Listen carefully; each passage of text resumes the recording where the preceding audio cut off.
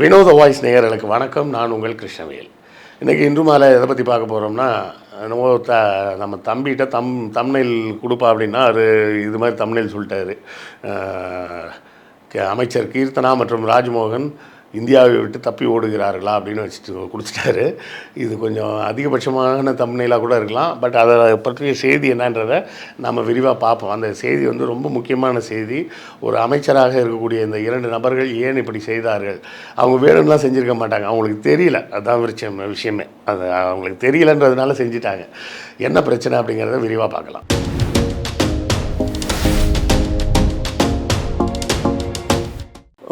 போன மாதமாக இன்னும் அமைச்சர் கீர்த்தனா அவர்கள் வந்து ஹாங்காங்கும் எங்கே போயிருந்தாங்க. போய் யாரோ ஒரு தொழிலதிபரை சந்திக்க போய் அந்த இதை வந்து இன்வெஸ்ட்மெண்ட் வந்து எங்களுக்கு கொடுக்காம இருந்துடாதீங்கன்ற மாதிரி பேச போயிருந்தாங்க அப்படின்னு சொல்லி ரீல்ஸ் எல்லாம் பார்த்தோம். இப்போ எல்லாத்தையுமே ரீல்ஸில் தானே இப்போ நம்ம பார்க்க வேண்டியிருக்கு. அதே போலவே ராஜ்மோகன் அவர்களும் எங்கேயோ வெளிநாடு போயிருக்காரு. இதில் என்ன பிரச்சனையாகி போச்சு அப்படின்னு சொன்னால் 2 பேரும் சொந்த பாஸ்போர்ட் எடுத்துகிட்டு போயிருக்காங்க. என்ன சார், சொந்த பாஸ்போர்ட் தானே சார் எடுத்துகிட்டு போவாங்க அப்படின்றீங்களா? அப்படி போகக்கூடாது. அதாவது அதிகாரிகள், அரசாங்க அதிகாரிகள், அதுலேயும் மேல்மட்ட அதிகாரிகள், ஐஏஎஸ் ஐபிஎஸ் போன்ற அதிகாரிகள், அமைச்சர்கள், முதலமைச்சர்கள் போன்றவர்கள்லாம் வெளிநாடு செல்வதாக இருந்தால் அதுக்குன்னு வேறு ஒரு பாஸ்போர்ட் இருக்குது. டிப்ளமேட்டிக் பாஸ்போர்ட்டுன்னு பேர். அது டிப்ளமேட்டிக் பாஸ்போர்ட்னால் அவர்கள் அரசாங்கம் சார்ந்த வேலைகளுக்காக வெளிநாடு செல்பவர்கள் அப்படின்னு அர்த்தம். அதுதான் டிப்ளமேட்டிக் பாஸ்போர்ட் அப்படின்னு. அந்த டிப்ளமேட்டிக் பாஸ்போர்ட்டில் என்ன வசதி அப்படின்னு கேட்டிங்கன்னா, நீங்கள் போய் மற்ற பொதுமக்களோட க்யூவில் நிற்க வேண்டிய அவசியம் கிடையாது. கஸ்டம்ஸ் கிளியரன்ஸுக்கு தனியாக அங்கே போக வேண்டிய அவசியம் கிடையாது. அவங்களுக்கு டிப்ளமேட்டிக் சேனல்னு தனி சேனல் இருக்கும். அந்த ரூட்டில் அவங்கள கிளியர் பண்ணி முதல்ல வெளியே அனுப்பிச்சிடுவாங்க. அவங்களுக்கு வசதி தான் அது. ஆக்சுவலாக அந்த மாதிரி ஒரு வசதி இருக்குதுன்னு தெரியாமலேயே, இல்லை அப்சல்யூட்லி தெரியாமல் தான் போயிருப்பாங்க. வேணும்னுலாம் போயிருக்க மாட்டாங்க. அப்படி நம்ம குற்றம் சாட்ட வேண்டிய அவசியம் இல்லை. ஆனால் ஒன்று மட்டும் அவங்களுக்கு தெரியல. என்னென்னா, இவர்கள் எம்எல்ஏவாக தேர்ந்தெடுக்கப்படுகிறார்கள் பார்த்தீங்களா? அப்படி தேர்ந்தெடுக்கப்படும் போதும் அமைச்சராக பதவியேற்கும் போதும் அவங்களுக்கு வந்து ஒரு ஹேண்ட் புக்குன்னு ஒன்று கொடுப்பாங்க. அந்த ஹேண்ட் புக்கு என்ன சொல்லும்னா, உங்களுக்கு என்னெல்லாம் அதிகாரம் இருக்குது, நீங்கள் என்னெல்லாம் செய்யலாம், ஒரு மக்கள் பிரதிநிதியாக எதுவரை உங்கள் அதிகாரங்கள் இருக்குது, எதுவரை உங்கள் பொறுப்புகளில் இருக்குது. பொறுப்புகள்னால் இந்த வேலையெல்லாம் நீங்கள் செய்யணும் அப்படின்றதுக்கு வழிமுறைகள். அதிகாரன்றது யாரெல்லாம் நீங்கள் வேலை வாங்கலாம், யாரெல்லாம் நீங்கள் போய் வேலை வாங்கக்கூடாது அப்படின்ற விஷயத்துக்கான லிஸ்டெல்லாம் இருக்குது. ப்ரோட்டோகால்ஸ் அப்படின்னு சொல்கிறாங்க பார்த்தீங்களா? இந்த ப்ரோட்டோகால் எல்லாமே பற்றி அந்த ஹேண்ட் புக்கில் இருக்கும். லெஜிஸ்லேட்டிவ் மெம்பர் ஹேண்ட் புக்குன்னு இருக்கும். அதில் அவர்களுக்கு வழிகாட்டுவதற்கு இந்திய அரசியலமைப்பு சட்டப்படி உங்களுடைய அதிகாரத்தோட லிமிட் என்ன, உங்களுடைய பொறுப்புகள் என்ன, நீங்கள் எந்தெந்த வேலைகளை எப்படி செய்யலாம், எப்படி செய்யக்கூடாது, எந்த இடத்துல போய் உங்கள் அதிகாரத்தை காட்டலாம், எந்த இடத்துல உங்கள் அதிகாரம் செல்லுபடி ஆகாதுன்ற வரை எல்லாம் விரிவாக ஒரு கையேடு மாதிரி ஒன்று கொடுத்துருப்பாங்க. அந்த கையேடை படித்தா என்னங்க, அதை கூட படிக்க மாட்டிங்களா? அதுதான் கஷ்டமாக இருக்குது. என்னென்னா, இப்போ நீங்கள் வந்து தாவேகாவை சேர்ந்தவராக இருக்கலாம். ஆனால் நீங்கள் தமிழ்நாட்டின் அமைச்சர்கள், புரியுதா? தமிழ்நாட்டின் அமைச்சர்னால் நீங்கள் எனக்கும் அமைச்சர் தான். என்னுடைய அமைச்சர், என்னுடைய மகன் படிக்கக்கூடிய கல்விக்கு ராஜ்மோகன் தான் அமைச்சர். அந்த துறைக்கு அவர் தான் அமைச்சர். அவருக்கு போடுற கையெழுத்து படி தான் என் பிள்ளையும் படிக்க போகுது. நான் தாவேகாவுக்கு ஓட்டு போடலன்றதுக்காக என் பிள்ளைக்கு மட்டும் தனியாக வேறு ஒரு சிலபஸ் கொடுங்கன்னு நான் கேட்க முடியுமா? கேட்க முடியாது. அப்போ ஒட்டுமொத்த தமிழக மக்களுக்குமான, நமக்கு மோடியை சுத்தமாகவே பிடிக்காதுன்னு அவங்க எல்லாருக்கும் தெரியும். ஆனாலும் வெளிநாடுகளுக்கு அவர் செல்லும்போது அவரை யாராவது அசிங்கப்படுத்துகிறாங்க அப்படின்னு சொன்னால் அதை தட்டி கேட்டு நாம் தான் முதல்ல பேசுகிறோம். ஏன்னா அவர் இந்தியாவுக்கான பிரதமர்.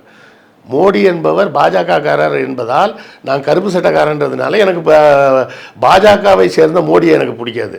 ஆனால் இந்திய பிரதமராக மோடியை நான் எப்படி வெறுக்க முடியாது. ஏன்னா அப்படி வெறுத்தனா இந்திய நாட்டையே நான் வெறுக்கிறேன்ற மாதிரி ஆகிடும். அப்போ யாரோ ஒருத்தர் இந்திய பிரதமரை ஒரு வெளிநாட்டில் மரியாதை குறைச்சலாக நடத்துகிறாருன்னா அவர் இந்தியாவை மரியாதை குறைச்சலாக நடத்துகிறாருன்னு அர்த்தம். இப்போ தமிழ்நாட்டு அமைச்சர் ஒருத்தரை ஒன்றிய அரசாங்கம் மரியாதை குறைவாக நடத்துகிறதுனா அது என்னையும் சேர்த்து அவமானப்படுத்துவதாக தான் நான் பார்க்குறேன். இப்போ ஒன்றிய அரசாங்கத்திலேருந்து, வெளியுறவுத்துறை அமைச்சகத்திலேருந்து என்ன பண்ணியிருக்காங்க, இவங்களுக்கு நோட்டீஸ் அனுப்பிச்சிருக்கிறாங்க 2 பேருக்குமே. யாரை கேட்டு நீங்கள் வெளிநாட்டுக்கு போனீங்க அப்படின்னு. அந்த கேள்வியோடு சேர்த்து அவர்கள் குற்றம் சாட்டவும் வாய்ப்பு இருக்குது. என்னென்ன, இந்தியாவை விட்டு தப்பி செல்ல முடிவு செய்தீர்களா, அதனால தான் டிப்ளமேட்டிக் பாஸ்போர்ட் வாங்காமல் உங்கள் சொந்த பாஸ்போர்ட்டில் போனீங்களா அப்படின்னு கேட்குறதுக்கே சட்டத்தில் இடம் இருக்கிறது. அப்படி கேட்டாங்கன்னா அந்த அந்த நோட்டீஸில் என்னெல்லாம் கேட்டிருக்காங்கன்றதை பற்றின விவரம் தெரியல. அந்த நோட்டீஸ் எங்கே இருக்குதுன்னு நானும் தேடி தேடி பார்த்தேன். அது எதுலேயும் ஆன்லைனில் கிடைக்கல. ஏன்னா அது அவர்களுக்கு தனிப்பட்ட முறையில் அனுப்பப்பட்ட நோட்டீஸுன்றதுனால அந்த நோட்டீஸ் வந்து மற்றவர்கள் பார்வைக்கு வராது. நாம் என்ன சொல்கிறோன்னா, நீங்கள் ஜெயிச்சிருக்கீங்க, வாழ்த்துக்கள். அமைச்சராக இருக்கீங்க, வாழ்த்துக்கள். அந்த கைடை கொஞ்சம் வாங்கி படிங்களேன். படிச்சிங்கன்னா அதாவது ஒரு ப்ராப்பர் சேனல் என்னன்றதை புரிஞ்சிக்காமையே பல இடங்களில் வந்து இந்த மாதிரி குழப்படி நடக்குது. இதே போல தான் கொஞ்ச நாளைக்கு முன்னாடி பார்த்தீங்கன்னா ஒரு எம்எல்ஏ ஒருத்தங்க பல்லவியோ ஒன்று அவங்க பேருன்னு நினைக்கிறேன், பல்லவியோ பவித்ரான்னு நினைக்கிறேன். இப்போ நிறைய பேரோட பேரே தெரிய மாட்டேங்குது. அது நம்ம தவறு தான். ஒரு செய்தி ஊடகத்தில் இருந்தால் நம்ம எல்லாரோட பேரையும் தெரிஞ்சு வச்சுருக்கணும். என்னுடைய நினைவு சரியாக இருந்தால் அவங்க பேர் பல்லவின்னு நினைக்கிறேன்.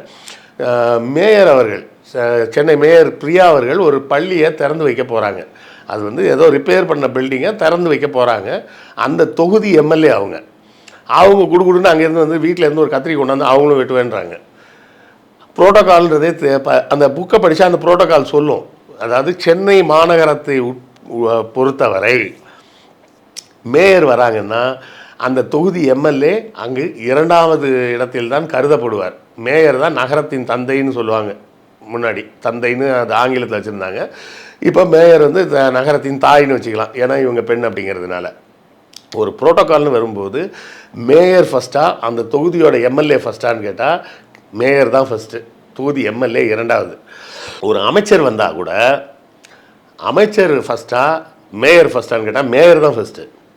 அப்போ மேயர் எப்போ தான் செகண்ட் ஆவாங்கன்னா முதலமைச்சர் வரும்போது முதலமைச்சர் ஃபஸ்ட்டு, மேயர் செகண்டு.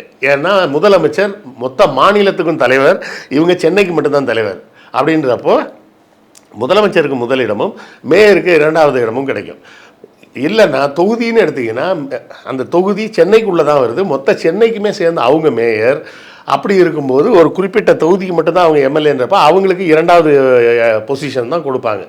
இது வந்து இந்த சேர் போடுறதுலேருந்து ப்ரோட்டோகால் பூராமே அதை ஃபாலோ பண்ணி தான் நடக்கும். அப்போ இந்த மாதிரி எந்த இடத்துலையும் எந்த ப்ரோட்டோக்காலையும் நாங்கள் ஃபாலோ பண்ண மாட்டோம், நாங்கள் வந்து அதுதான் மாற்றோன்னு சொல்லாதீங்க தயவுசெய்து. சரியா? அந்த சட்டசபைக்குன்னு ஒரு மாண்பு இருக்குது, அதுக்குன்னு ஒரு வரலாறு இருக்குது, அதுக்குன்னு ஒரு மரபுகள் இருக்குது. அந்த மரபுகளை உடைக்கிறதுல மரபுகளை உடைப்பது நல்லது தான். எந்த மாதிரி மரபுகளை உடைக்கணும்? கோயிலில் சமஸ்கிருதம் அர்ச்சனை பண்ணுறாங்க, அந்த மரபை உடைக்கிறேன், தமிழில் தான் இனிமேல் எல்லா கோயிலையும் அர்ச்சனை பண்ணணும்னு சொல்லுங்கள், சந்தோஷப்படுவோம். மரபுகள் தவறான மரபுகளாக இருக்கும்போது நீங்கள் உடைக்கலாம். சரியான மரபுகளெல்லாம் உடைக்கிறேன்னு சொல்லிட்டு உடைச்சிக்கிட்டு இருந்தீங்கன்னா பொது வெளியில் கேலிக்கு உள்ளாவீர்கள். அது மட்டும் இல்லை, சட்டத்துக்கு முன்பாகவே பதில் சொல்ல வேண்டிய இடத்துக்கு நீங்கள் வந்துடுவீங்க. ஒரு ஐஏஎஸ் அதிகாரியோ ஒரு ஐபிஎஸ் அதிகாரியோ என்கிட்ட பணம் இருக்குது, என்கிட்ட பாஸ்போர்ட் இருக்குது, நான் லீவ் போட்டு நான் பாட்டுக்கு ஃபாரின் போகிறேன்னா அவர் போக முடியாது.